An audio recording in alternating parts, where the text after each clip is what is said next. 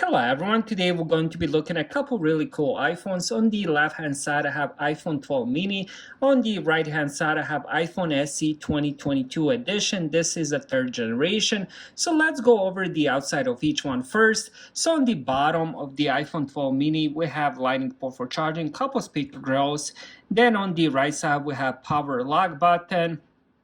And then on the left side, we have that lever for muting the phone, volume rockers, and the SIM card slot. And also on the back, before I forget, we do have double cameras with the flash. Next, let's look at the SE. On the bottom, we have a couple speaker grills, lightning port for charging, and then we have the SIM card slot, power button, lock button. And then on the left hand side, we have that same lever for muting and the volume rockers.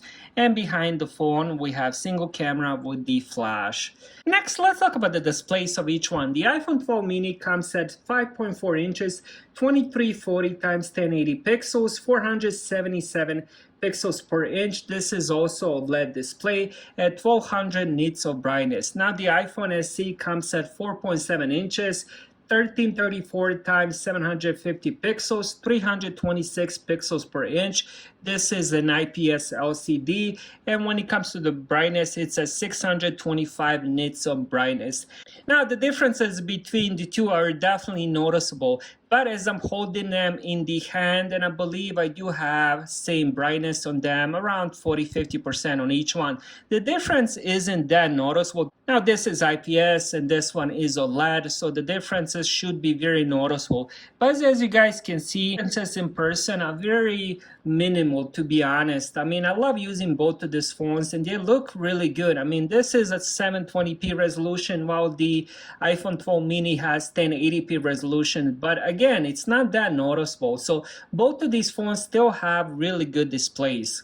Now, one difference between the two when it comes to displays, this one does have a much larger bezels because of the Touch ID. So you do have Touch ID on the bottom, which is also a fingerprint sensor. I still love that button, and honestly, I don't even mind that it does take a lot of the screen real estate because of that button. It's really to use. You can do double tap if you want to reach the top of the phone, and it works really, really good, and I love using it. The iPhone SE isn't even that larger. It is a little bit larger, but the screen real estate is definitely more noticeable. So we're looking at 5.4 compared to 4.7 inches. Now, honestly, it comes down to if you really want the Touch ID. Now, let's talk about the performance. iPhone 12 mini comes with the A14 Bionic chip with 4 GB of RAM. Now, when it comes to storage, you can go with 64, 128, or 256. iPhone SE 3rd generation comes with the A15 Bionic chip, 4 GB of RAM. And again, when it comes to storage,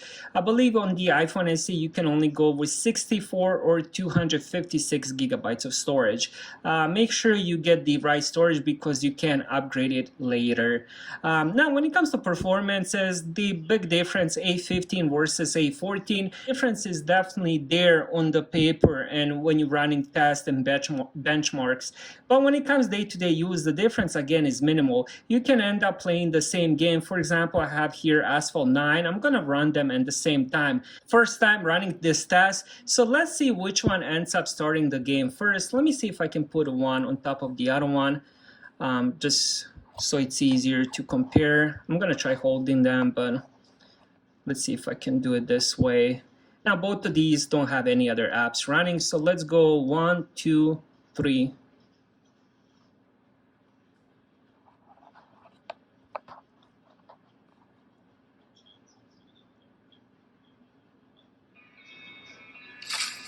And look at that, the iPhone 12 mini actually ended up sorting it first. That's something that honestly I didn't expect. I thought the SE would definitely be a little bit faster, not by a lot, but a little bit faster. So when it comes to that game, the iPhone 12 mini was just a split second faster. Next, let's talk about the battery life. iPhone 12 mini has 2227 milliamp battery. while the SE has 2018 milliamp battery. When it comes to the charging, this one charges wired at 18 watts, while this one supports the wired and wireless charging, and it charges at 15 watts.